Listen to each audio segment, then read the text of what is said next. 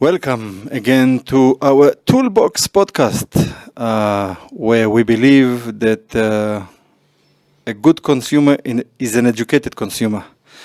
And today we have David from Vivitek, and we are going to talk today about what he calls some of them to be boxes with lights. I adopt the term, basically also known as projectors. So here we go. Let's start. Hey, David, what's up? Everything's fine. Thanks for hosting me. Yeah, so David is basically visiting Uganda for the first time, and hopefully it will become a habit. I hope so. I hope to do maybe another podcast tomorrow or Friday. We shall see how it goes and talk about other interesting things. But today it's all about boxes with light, projectors. And so lots of people don't know how to buy projectors. What to look, what's the specs, what to compare, how to know what I'm paying is the right thing. And in Kampala, in Africa, lots of people buy boxes with light. What is a boxes with light? Is basically a very cheap device that just have light. It's not really a professional projector. That's true. With Vivitek, we don't have such devices. We really have proper projectors, although we have a bit of a low end, but it's on a professional level. But we don't compete with other brands that have really projectors of $300, $200, $400. We don't have that one. But the same application, the same terms that we look in projectors applies to all projectors, doesn't matter the brand. That's true. So what are the things that one should look when they want to buy a projector? Well, you have many things that you want to look. First could be the resolution, I would say, because the cheapest projector is not necessarily the one that is in line with the source that you will feed him with. So the cheapest projector on the market today is probably SVGA resolution, which is 800 by 600 pixel. That's super old resolution. But still you can find those projectors, and still those projectors can, let's say, accept a signal that is 1080p. So, but it will compress the signal so much that your picture will be with bad quality. So that's one of the things you have to look for when you purchase a projector. And 1080p, that's basically HD. HD, yeah, full HD. And the highest, okay, in TVs, people now go to 4K and 8K, and we have lots of clients who ask us for 8K or not even 8K, but 4K projectors, and we tell them 4K is not really needed in projectors. It's really for home cinemas. Correct. And professional home cinema, but for a boardroom, a meeting room. Well, it all depends on what you want to use. Some customers may want a 4K projector for, let's say, Czech promotion movie that is shot in 4K, and I want to make sure that they have the best quality when they will check the quality. Film. Yeah. So those are exceptional cases. But I must admit that now we are talking about 4K for, let's say, 5 years already, maybe more. And people are getting now into the 4K. What is leading the projector into the 4K is the panel, because all the panels today, all the TV, all the panels are with a 4K resolution. So if you want to get the best of both worlds, you basically need to have everything with the same resolution. So we are having a proper 4K proposal that is coming. When it comes to 8K, Delta, that is the mother company of Vivitek, was one of the first company to introduce an 8K projector on the market. Okay. So we have one, but it's a beast. It's basically bigger than this table, and it's for the moment the content in 8K is not there yet. So it will be stupid to get an 8K projector if you don't have 8K content. But again, for corporates, for boardrooms, there's really no use to buy a 4K. It's over-speccing. It's definitely over-specced, and you can have a happy life with a full HD projector or WU resolution, which is a 16 by 10 ratio rather than 16 by 9. So that's also maybe another thing you want to check when you purchase a projector. Do you want to get a 4:3 resolution? Do you want to get a 16:9 resolution? Do you want to get a 16:10 resolution? Most of the time, a 16:10 resolution can do all the formats. So that's basically what people are now checking. that's why most of our high-end projectors are with that resolution WUXGA, which is 16 by 10. It's basically a full HD expanded. And let's elaborate about this for a second. So lots of people buy state-of-the-art projectors, which is HD actually, not 4K. But an HD projector or even a WXGA, which is just a bit below HD, but they get a projector screen that is 4:3 or even 1:1 aspect ratio, which is, I don't want to be abusive in my language, but it's not a smart thing. And if you're buying a proper projector, you should buy a proper screen to how do you call it, to be the right combination. That's the thing. What I've seen during my career, it's always the same story. Long time ago, all the projectors were 4:3, so people were equipped with a 4:3 screen. The projector is dying, they want to replace, they get something that is more in line with the market needs today, but they don't change the screen. Say, well, the screen is still okay, I don't want to change it.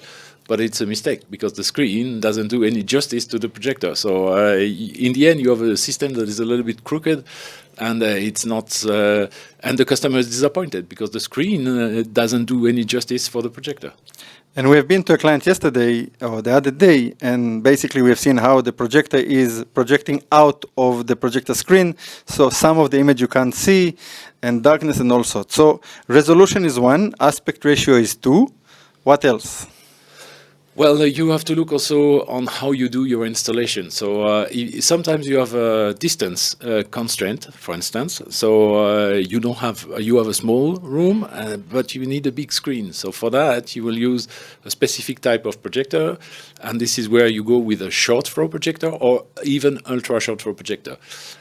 By ultra short throw, it means the closer you get to the screen, you can get your ultra short throw means you can get your projector very close to the screen and get a big image. So, for instance, if I take our 775, it's an ultra short throw laser projector, 5,000 lumen. If you put that projector by 75 centimeter away from the screen, you will get a 3-meter based image, which is kind of large. But the advantage is that you avoid all the casted shadow and all the thing, and you can stand behind the projector rather than standing in front and be, I can say, amazed by the light. So basically, from what I usually tell, there's a normal projector, which is a normal throw. Then we have a short throw, and then we have ultra short throw, which is based on the wall. So the normal throw and the short throw you mount from the ceiling. Correct. And then the ultra short throw is on the wall, and usually the ultra short throw is for lectures and training, because it's on the wall, it's not in your face, and I'll put an image on the podcast. Exactly. Typical application for ultra short throw is education, of course. You can have interactive projector, so certain model can be interactive and interact with your computer. So those are ultra short throw model. Or another application, if you are talking about events or staging or whatever, sometimes people do an event, they have a bar, and behind the bar they have some animation, and those animations are made with projectors that are behind the bar and that people can't see, but you have a big image. And some people use the ultra short throw at home for what they call TV projector, they call it. You can use as a TV as well. So that's also the benefit, because having a TV that is 3 meter wide, nobody has that, doesn't exist. So with 5,000 lumen projector, you still can operate with some light. You don't need to be in the dark completely like it used to be for a home projector. And it's what we can use them as entertainment projector. That's how you can do that. And of course, because of the size of the image, you need a big wall. But you can still be reasonable with a, let's say, 100-inch screen, and this will give you, I think, something like 50 centimeter away from the wall. So that's basically the size of your cabinet where you put the projector on. When today, even in schools, when will you use a display, and when will you use a projector? In which application? Oh, that's a good question. It all depends. So a school can decide on the budget. So when it's on the budget, nowadays, it's probably a box with light they will choose, and some schools are still purchasing a lot of XGA projector because it's cost effective and give you a big picture. Now, if you want an interactive projector, like ultra short throw lamp projector, If you start comparing the price of installation, mounting the projector, adjusting the projector, today you start to have also interactive flat panel, 65-inch. That is, let's say, about the same price. Less people to install. You only need 2 people to install. Mounting is super easy. So there are a lot of benefits for the panel. The only downside is that from a 100-inch screen, I moved to 65. So basically, you need to find the right balance between the size of your classroom and what you want to project. And you mentioned interactive. So some of the ultra short throw projectors or Vivitek are interactive. That means they have the touch capability. You have the touch with those projectors. You can operate your. You basically turn your projector into a gigantic tablet, so to say. You can control your computer with a pen. That's how it works. And in the laser one, it can even do with the finger. The laser one can be also with a finger. The lamp one also, but it's additional technology. So if I take the cost, for instance, of a laser projector plus the interactive module plus the touch module, it makes the bill kind of expensive. And for that price, you may want to get 86-inch panel as well, Okay. which is easier to. But then again, 86 versus 150-inch. So That's the thing. But if you use interactive with 150-inch screen, you cannot reach the top for short people. It's a little bit of a challenge. So we also recommend many times to many schools to do a combination between a flat touch panel to a projector. So you can use a normal box with light or a good brightness projector and have a small 65-inch on the side. So the 65 is for the teacher to do all his whatever he's talking about, and then project to a bigger screen. Correct. That's the ideal setup, I would say. Yes. What else do we look when we want to buy a projector? So we covered resolution. We covered what else was it? Aspect ratio. And we spoke about the installation. We didn't mention anything about the brightness. Yes. So brightness is super important, of course. Depends on where you want to use your projector. If you're using a projector in a super bright environment, you need a lot of lumens for your projector, ANSI lumen, that will give you more brightness. That being said, it's extremely difficult to compete against the sun. So when it's noon, in the classroom, let's say, and you have a lot of sun in the classroom, if you don't have curtains, it's nearly impossible to see the picture, as bright as can be the projector. But we have lots of clients, especially churches. I want a projector for the outside. No. The answer is no. You cannot compete with the sun. I mean, as bright as I can be. Excuse me. We have very bright projector up to 27,000 lumen. And those cannot even compete against the sun. The sun will always tap the projector, and you will see nothing. So no, not the right approach for. So for that, outdoor. people, we recommend LED displays. This is what I would recommend. LED is probably the solution when you go outdoor with a lot of sun. And the normal brightness today, or in the Vivitek range, we go from 4,000 lumen up to 27,000 lumen, as I said. So 4,000 lumen is you can still use during daylight, but that's what I call box with light. Don't expect miracle. The image will be slightly washed out, so to say. But then you can go. A normal projector, I would say, for what we call a conference projector, could be for a boardroom or a meeting room. A projector that is 7,000 lumen. That's what we usually recommend for this application. And we actually, of recent, we have lots of clients. Even today, we visited the client who, no more for projectors. We don't want projectors anymore. And I think it's because they've been buying boxes with lights. Yeah. But we really recommend people get a professional projector. If you spend peanuts, you get monkeys. That's true. And cheap is expensive. Those are the two lines you keep on hearing with me on the podcast here. But look for a professional projector. And when it comes to schools, another thing that the schools don't know, they're actually projectors meant for the education market. There are many solutions nowadays. So basically, the customer we visited was complaining about cables. He said, if I use a projector, I got cables everywhere, it's a mess. Today, this is no longer true. You can access a projector with wireless communication. So either with a Wi-Fi dongle that you can have, or more elaborate solution like our wireless presentation solution, where you can share multiple people at the same time. So you don't have anymore the cable mess that you used to have. So that's one thing. And in the end, yeah, the projector is still the best technology when you want to go for the big picture. And still the most affordable. Yeah, so basically, even other government agencies we visited, we want large display, and then they see the price, but also for some conference halls, which is for 300 people, an 86-inch is a drop in the water. You really need a projector. And then we have what we call professional projectors with high brightness and different technologies, and we'll talk about it in a bit as well.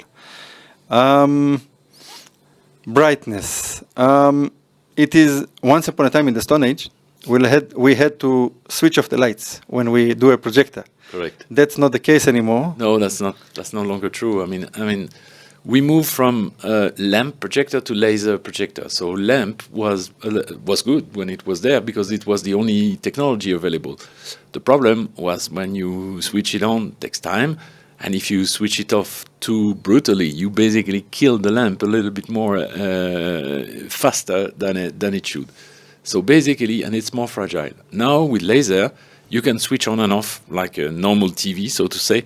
You still have a little bit of a boot time for your projector to be operated, but it's getting shorter and shorter. And basically, the laser is not sensitive to the brutal shutdown, which may happen because people don't know what they are doing. And let's explain a bit. You explained to us today, earlier, or yesterday, I don't even remember anymore, about the lamp versus laser. Mm-hmm. When you have a lamp projector, within the first year, it cuts by 50% the brightness? Yeah, your brightness or the lamp is getting weird super fast. So basically, after 1 year, usually you came up with 50% of the original brightness. You won't feel it, you won't see it, because you're using your projector every day. So basically, you switch on, you lose a little bit every day, and after 1 year, you are used to that. But if I take a brand new projector and put it side by side, you will say, "Oh my God, what happened to my projector?" Laser is different. You also have a natural erosion of the brightness. That's normal. That's physics. It always happens. It's just more slower with the laser. So when we talk about laser, we're talking about few thousands of hours. Lamp is usually, we give it a lifetime for 4,000 hours. So it means that basically 2,000 hours, you already start losing a little bit of your quality. A laser projector, we say a laser projector comes with a 20,000 hours lamp life. It's not lamp, but let's say source. Working hours. Yeah, working hours. But what does it mean? It doesn't mean that after 20,000 hours your projector will be dead. It's not the case. The case is that we warranty to you that you will still have 50% of the original brightness after 20,000 hours. So that being said, all the tests we are doing for the Vivitek projectors lead us to say that a laser projector coming from us may end more likely with 70% of the original brightness after 27 hours. So that's a lot. You still have plenty of life, so to say. And unlike lamp that is like this, laser goes down very steady. slowly. Yeah, it's a steady process. And then you also explained that we have some high-end projectors that I can actually manage the brightness. You basically, the trick is that you start, let's say, with a 20,000 projector, and being clever, you say, okay, I don't need all that brightness. I will put the brightness, let's say, to 20% of what it is really. So you dim your projector, and we have a special feature that is called constant brightness. It means that the projector will measure the brightness on the screen and readjust if needed. So if you start 20% lower, you basically have 20% of room to adjust the brightness. This is all done automatically. You won't feel anything. Basically, your customer will keep the same brightness for years and years until the decay starts to be to be seen. So this is what we call on a normal projector echo mode, but only that this is a manageable dynamic echo mode that I manage to what level I want to go. Well, it's more than that, because echo mode will also generate. It is never able to go up. Echo mode will go down from where you start. Here you lower the brightness, but we're able to increase the brightness because I have room to increase. That's what's happening. So by the way, you spoke about projectors dying faster and the lamp dying faster. So in Africa, we have not just power cutoff, we even have the element of dust, which also, when it comes to laser projectors, they're a bit more dust proof. To some extent.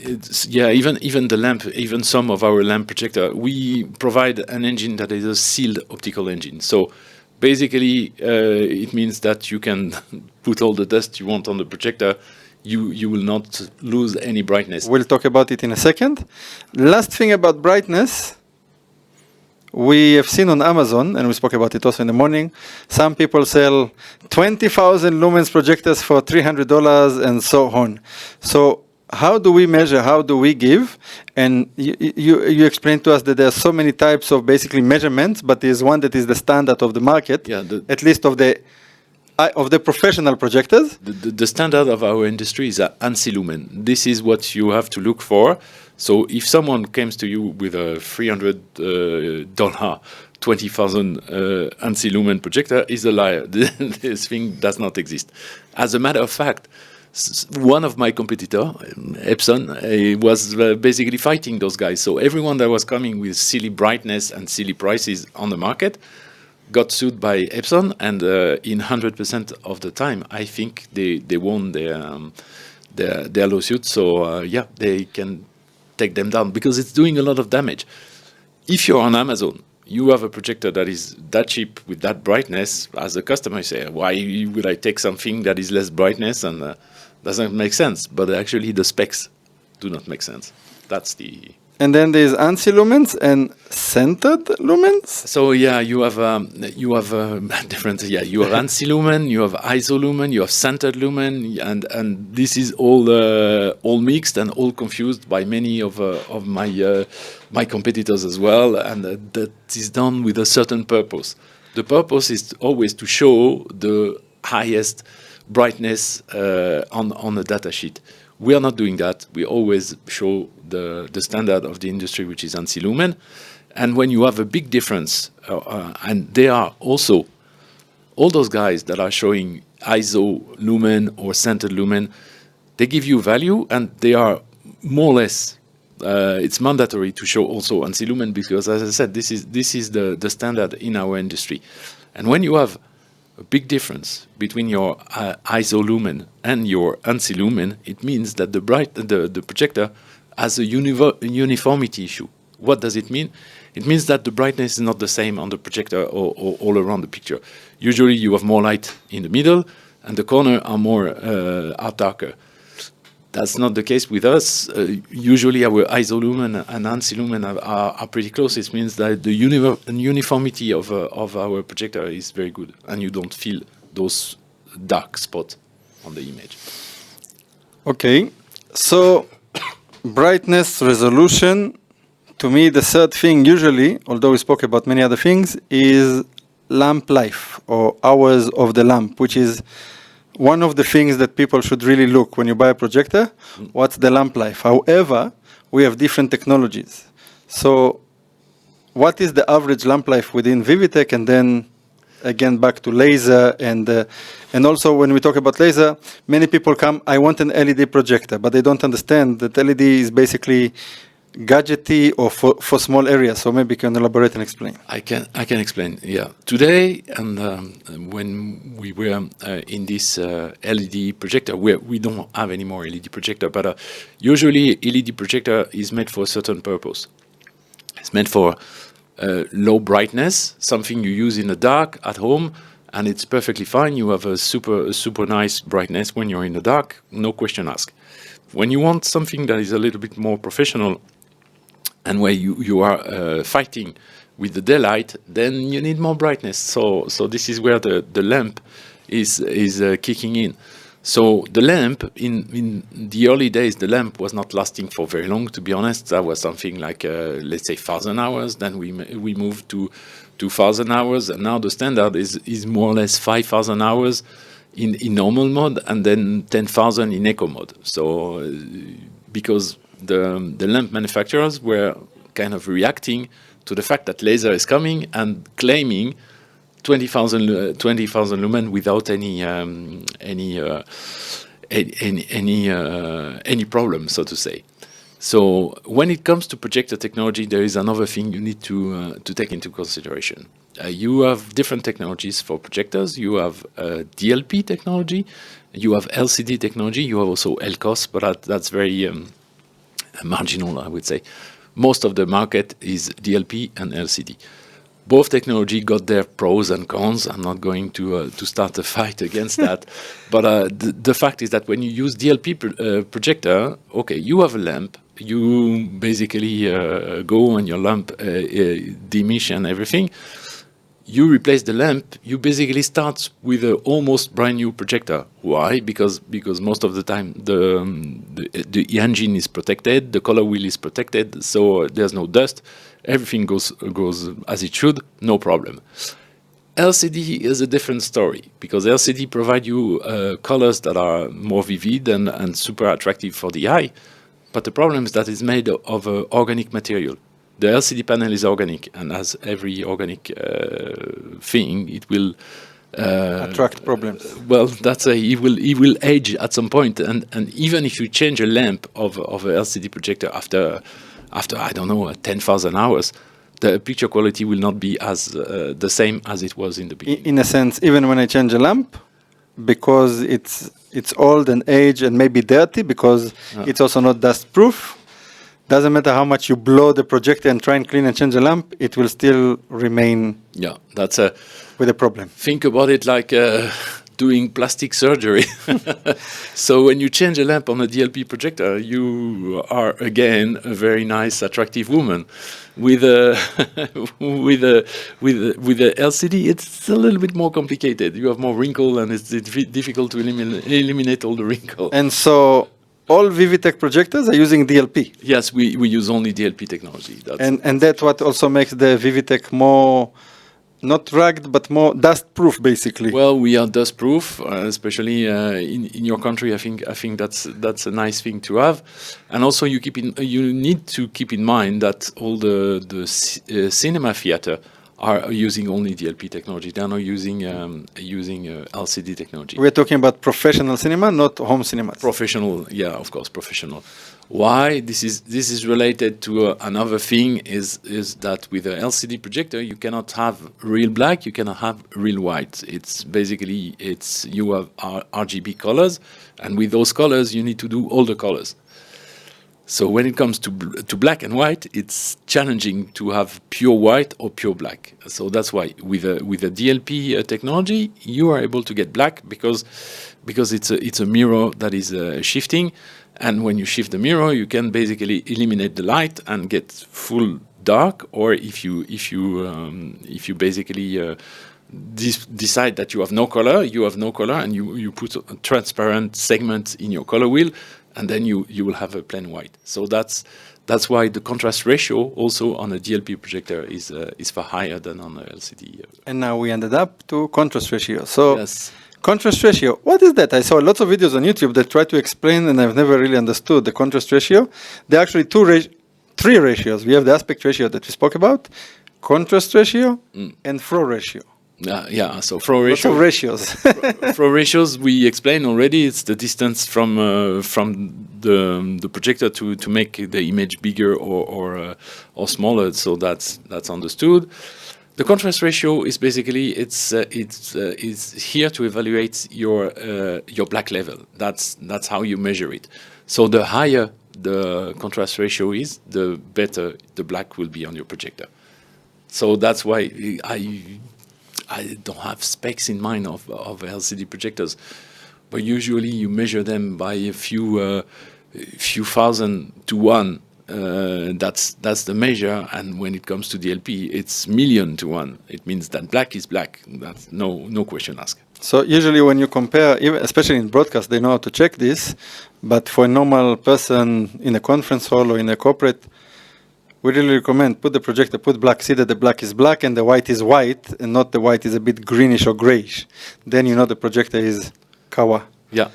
Flow ratio, although we explained the flow ratio, when you look on the specs on the flow ratio, it's usually centimeters to a meter. Okay, so the flow ratio. I will show it here up an example, but you will explain. So yeah, when we give you a flow ratio, we give you a value that is something to 1.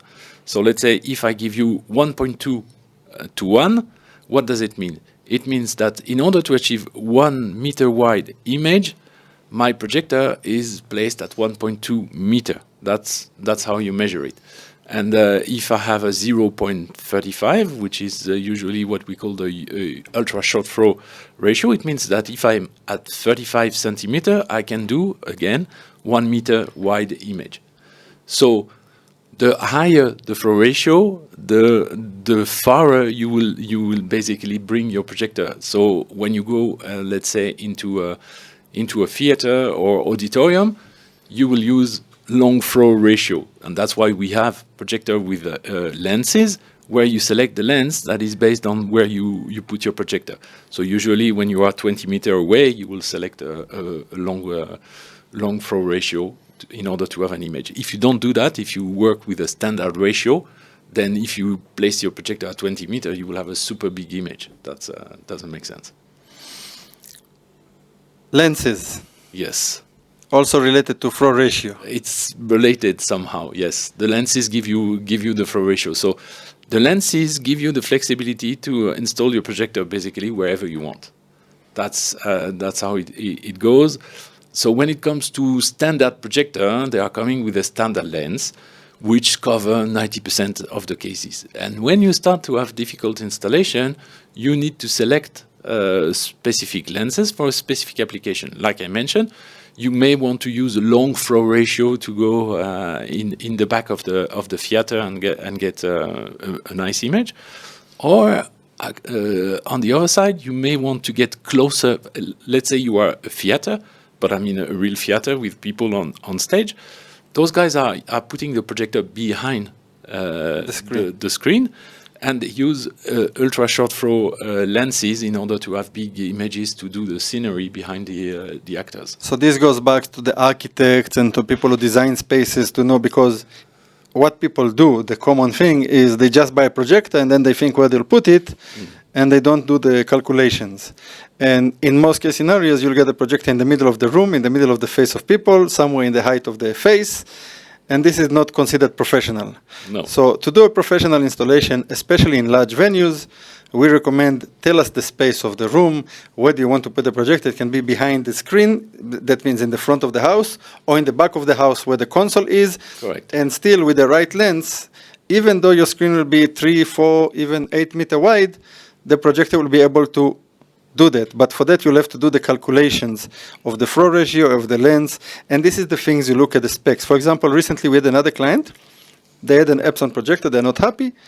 They went, they checked. They decided they want a laser projector from Vivitek. Mm-hmm. I didn't know the client, although later I found it was ex of one of my clients. And I said, I thought it's a new installation. It's not an old installation. But the old installation already have a projector lift installed. As anyone calculated, it's the same lens.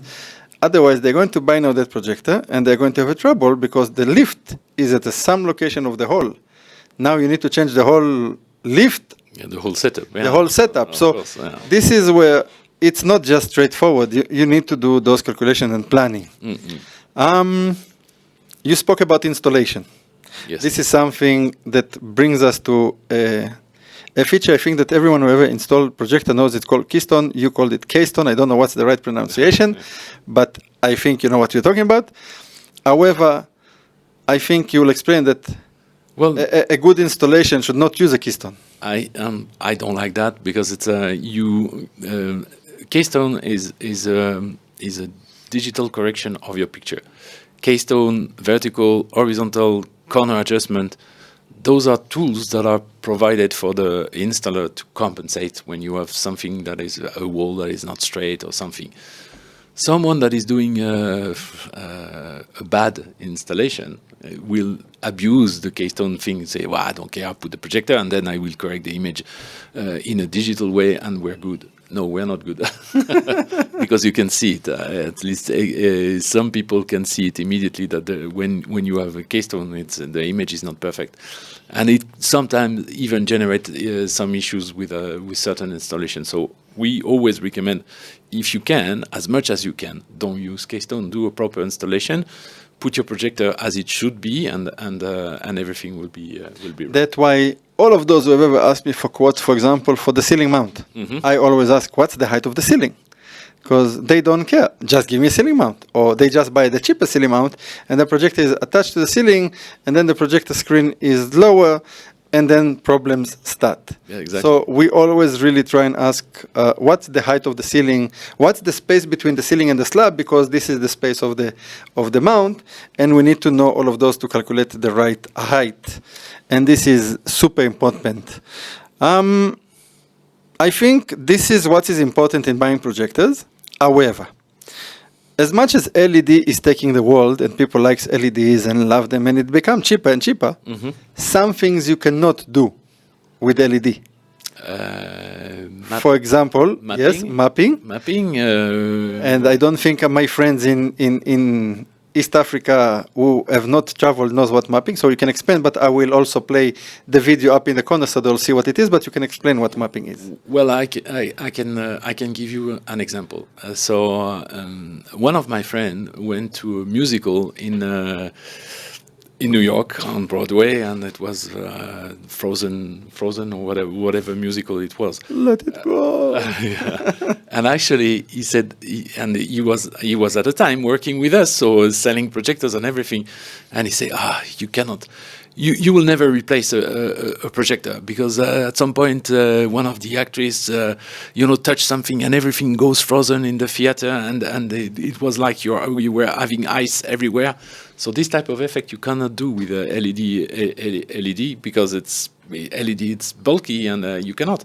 The magic of a projector is to project something on an existing object. So that's why when you want to animate a cathedral or whatever, the only solution is a projector. That's why now in every city, basically, you have people telling stories on the wall of the city, and this you cannot do with LED. So each technology has its own purpose. So and there is not one single technology for everything. This does not exist. Like we said, a projector and interactive flat panel. So it's the same, big projector against LED. It's yes, the prices are going down, but still it's an expensive technology. And for me, a perfect application for LED wall is outside because there's no one that can beat And in fact, if you looked at the inauguration of the king and sometime back the birthday of the queen and other live shows, they use projectors. Yes. Even in TV studios, in some countries they use on Dancing on the Stars, they project on the floor an image. Well, that's the thing. If you want to have an image LED on the floor, it costs you a fortune because to work on LEDs is super. You have a lot of constraints, so you need to use a super expensive LED in order to achieve that. So no. There are things you do with projectors, things you do with LED wall. In today's world, I would say when it comes to complex setup, it's always a mixed of that.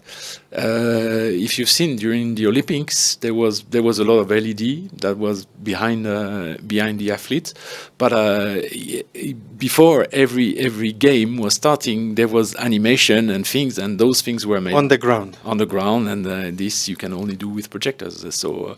If you want to entertain people, still you need to use projectors. Anything else? What is a few unique things about the Vivitek projectors? Something that we have special?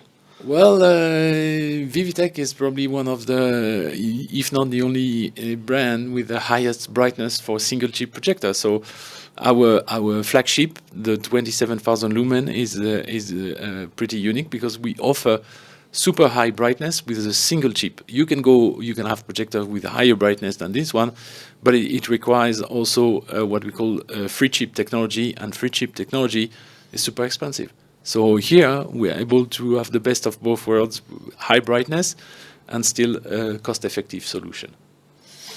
What is super chip? Single chip, sorry. A single chip. Okay, so single chip is basically. As I said earlier in the training, I love a lot of chips, not one chip. No. The chip is in DLP technology. You have what you call a chip, which is the DMD, and that's the part with all the mirrors. So when we have single chip technology, it means we have only one component with all the pixels and a color wheel that is dealing with a color. When it comes to free chip technology, you have three of those chip, but instead of having one for all the colors, you dedicated the thing for a single color. So you have RGB colors, and basically you blend everything, and that's what gives you the best picture. And also, when you do that, because the colors are basically or to generate the color, you don't use a color wheel that is spinning. It's usually more broadcast friendly for the television. And this not only for the big projectors, also for the small projector. We have a single chip and 3 chips. No. It's only for the high brightness, because in a few years ago, let's say 5 years ago, still you had 12,000 lumen projector, 3 chips. That was pretty common. But then we come with a single chip 12,000 lumen projector, and people say, well, with the price difference, I would go for a single chip. Who cares? And so on and so forth. So the free chip market was basically eaten up to 20,000 lumen. That's basically now just single chip projector, so to say. And above, then it's either single chip or free chip. Future of projectors. You think we are moving everything to laser? You think LED will evolve and compete laser at some point with brightness and resolution? Well, LED technology for projector will stay with a humble number of lumen, let's say 5,000, but the perceived brightness is super high. So you may have a, let's say, 3,000 lumen LED projector that looks like a 5,000 lumen lamp or laser projector. This can happen. LED is a good rendering when it comes to brightness, no question asked. When you measure, it's still 3,500 lumen, but your eyes perceive much more. That's the thing. But still, the trend now is everything goes laser, and the laser is here for quite a long time. And the laser also evolve in time. So I explained yesterday to the team that we started with laser bank, and now we have what we call MCL, so it's a multi-chip laser. Basically, what you were able to achieve with 3 big laser bank in the past, you do with one single component, and that reduces on the cost? You reduce the cost, you reduce the cooling of the projector, you reduce the weight of the projector. There are many things where you can save a lot of money. And when it's laser, compared to lamp used to generate, I think, heat and noise. Mm-hmm. Laser compared to laser, same or? Same. You still generate a lot of heat, and you still generate a lot of noise, because you need to cool the projector. So that's why 27,000 lumen projector is a little bit noisy, as you can guess, but not that noisy. Actually, it's still acceptable noise. Super acceptable. Yeah. Okay. Anything else? I think this is it. I think hopefully it was educative for our viewers and listeners. This is everything you need to know about projectors and you didn't know and was not sure. And we shall have another podcast maybe later on about other solutions by Vivitek. Otherwise, thank you very much and see you. Bye-bye.